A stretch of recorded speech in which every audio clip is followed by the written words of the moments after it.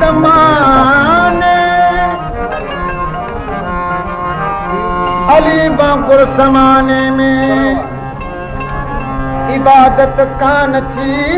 ॾिसजे इबादत में कसम हक़ जो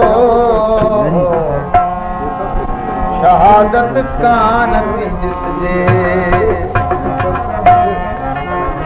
अथई जे यार पक करनी पड़ी तारीख खे ॾिस तूं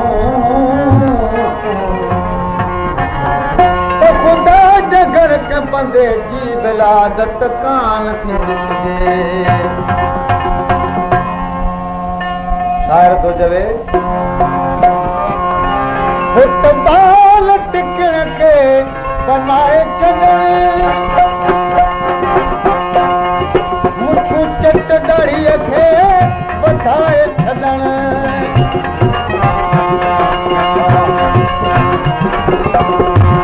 फुटबॉल टिकण खे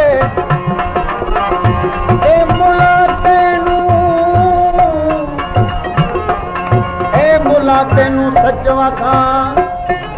तो छोड़ मसाइल मुसला हिक पीर सुरती मैदी तो मूर न थी मुला सचल जही हक न सुञाता राह करूं तो भुला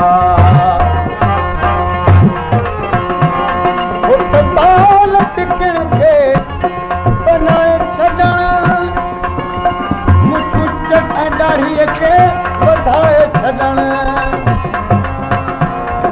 मुठूं चट ऐं दाढ़ीअ खे वधाए छॾण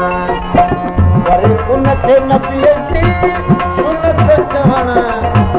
वरी उनखे नबीअ जी सुनत चवण इहो कमु नाहे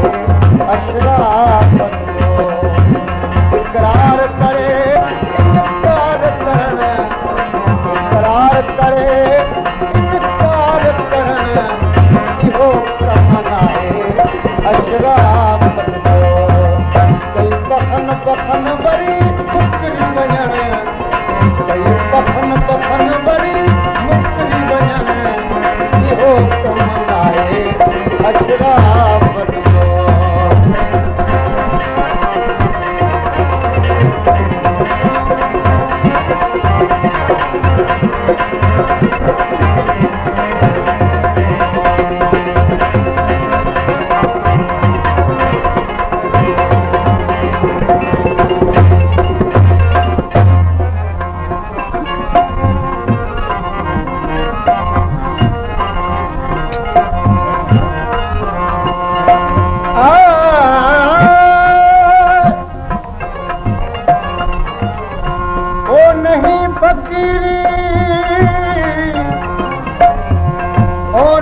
फकीरी भंगा पीवण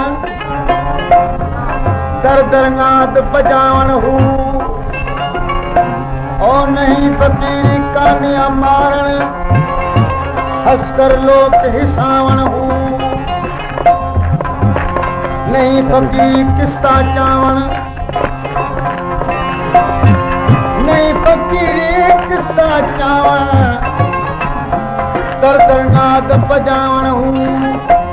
ओ सच्ची फकीर उना दिशा बाहू दिल विच दोस्त तमाम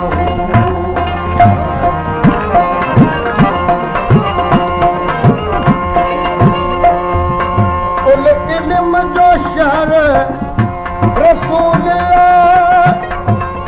पर उन जो अली वलीउल्लाह कर उन जो अली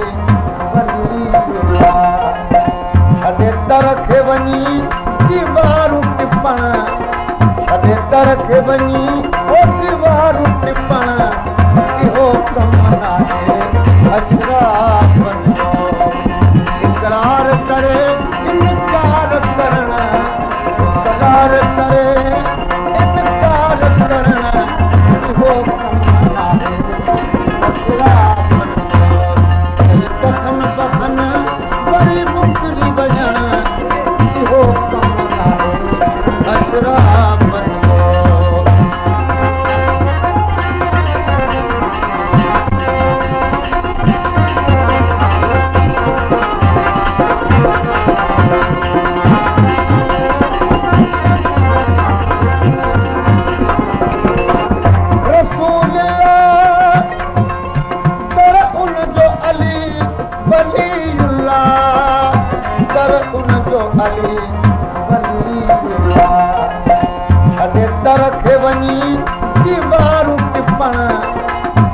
दर खे वञी ओ दीवारूं टिपण इहो कमु नाहे।